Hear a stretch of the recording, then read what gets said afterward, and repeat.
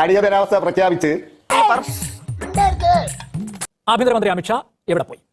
ആഭ്യന്തരമന്ത്രി Amit Shah T V വെച്ച് നോക്കൂ. അദ്ദേഹം ക്രിസ്ത്യൻ സഭാ നേതാക്കളുമായി ചർച്ച നടത്തിക്കൊണ്ടിരിക്കുകയാണ്. ഓഗസ്റ്റ് 12 FCRA ബില്ല് അവതരിപ്പിക്കുമെന്നാണ് കേൾക്കുന്നത്. അതിന്റെ കാര്യങ്ങൾ അവർക്ക് ചില ആശങ്കകളുണ്ട്. ആ വിഷയം സംസാരിച്ചുകൊണ്ടിരിക്കുകയാണ്. എന്താ ടി വി കാണിച്ചുകൊണ്ടിരിക്കുന്നത്? ദേശീയ ചാനൽ വെച്ചാൽ കാണാം. ഞാനത് ചോദിക്കരുതായിരുന്നു. ഈ പാർലമെന്റ് സമ്മേളനം തുടങ്ങിയ അന്ന് മുതൽ 11 മണിക്ക് ബഹളമാണ്. ഇന്നും അങ്ങനെയാണ്. ഉത്തരവാദിത്തം എന്ന് പറഞ്ഞ് ഒരു ഒറ്റ എണ്ണത്തിനില്ല. എന്ത് ചെയ്യാൻ?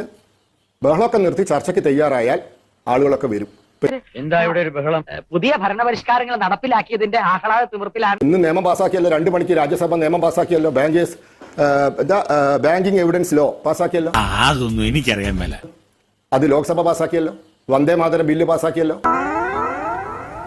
സുപ്രീം കോടതി ജഡ്ജിമാരുടെ എണ്ണം 38 ആക്കുന്നത് പാസ്സാക്കിയല്ലോ.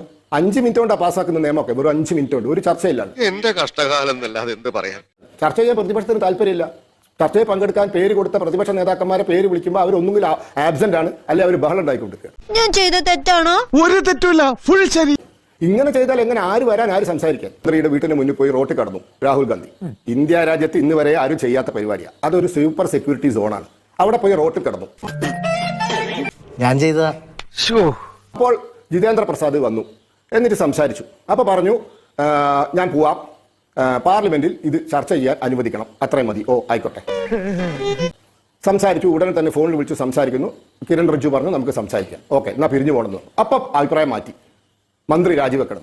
അത് നിങ്ങൾ നേരത്തെ പറഞ്ഞില്ലല്ലോ. അല്ല, എനിക്ക് അങ്ങനെ ഇടയ്ക്കിടയ്ക്ക് അഭിപ്രായം മാറ്റാൻ സ്വാതന്ത്ര്യമുണ്ട്. ഈ അടവുകളൊക്കെ ഞങ്ങൾ കണ്ടിട്ടുള്ളത്. ചേട്ടാ, ഇത് അടവൊന്നുമല്ല. രാഹുൽ ഗാന്ധി നേതൃത്വം കൊടുക്കുന്ന പ്രതിപക്ഷം വളരെ നിരുത്തരവാദപരമായിട്ടാണ് പെരുമാറുന്നത്. വളരെ ചൈൽഡിഷാണ്, ഇമ്മച്ചുവറാണ്. പറയണ്ട, നീ ഈ കാര്യം പറ. ഇമ്മച്ചുവർ ഓപ്പോസിഷൻ ലീഡറാണ് രാഹുൽ ഗാന്ധി. ഉണ്ണിക്ക് ലേശം സുഖമില്ലായ്മ ഉണ്ട്. രാഹുൽ ഗാന്ധി അപക്വമതിയായ ഒരു പ്രതിപക്ഷ നേതാവ്.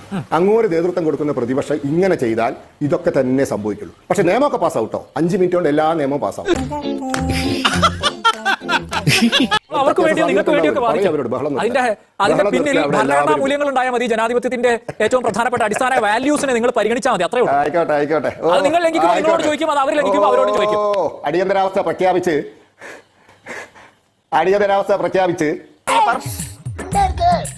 രാഷ്ട്രീയ നേതാക്കന്മാരെ മുഴുവൻ ജയിലിലിട്ട കോൺഗ്രസിനോട് തന്നെ ഞങ്ങൾ പഠിക്കണം പ്രാധാന്യ മൂല്യങ്ങൾ.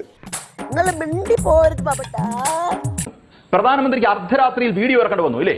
ഇതിനു മുമ്പ് ഈ പറയുന്ന 3 പ്രാവശ്യം അധികാരത്തിൽ വന്നിട്ടുള്ള പ്രധാനമന്ത്രിക്ക് രാത്രി 12 മണിക്ക് വീഡിയോ ഇറക്കേണ്ട സാഹചര്യം വന്നിട്ടുണ്ടോ? അപ്പൊ ചുരുക്കത്തിൽ പറഞ്ഞാൽ നമുക്ക് മനസ്സിലാക്കാൻ കഴിയുന്ന ഒരു കാര്യം, സവിശേഷ ഈ പറയുന്ന ഒരു പ്രത്യേക സാഹചര്യം ഉരുത്തിരിഞ്ഞു വന്നു.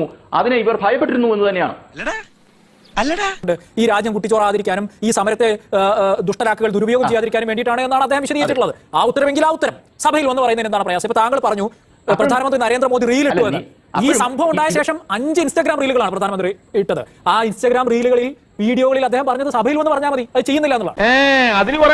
ശൈലജ ടീച്ചറും വീണ ജോർജും ബിന്ദു മാഡം ഒക്കെ വീട്ടിലിരിക്കുന്നതിന്റെ എക്സാക്ട് റീസൺ എന്താന്ന് പറഞ്ഞുതരാം.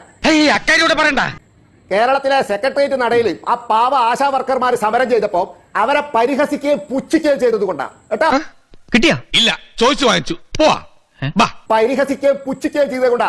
Exactly that is the reason why these people are sitting in their home. വീട്ടിലിരിക്കുന്നത് ഇപ്പൊ അതുകൊണ്ടാ. ഞങ്ങൾ കർഷക സമരത്തെ എങ്ങനെയാ നേരിട്ടെന്ന് ഞാൻ പറഞ്ഞുതരാം. ഞങ്ങൾ മുന്നോട്ട് വെച്ച നിർദ്ദേശങ്ങളൊന്നും അനുസരിക്കാൻ കൃഷിക്കാർ തയ്യാറാവുന്നില്ല. സമരം അക്രമാസക്തമാവുന്നു.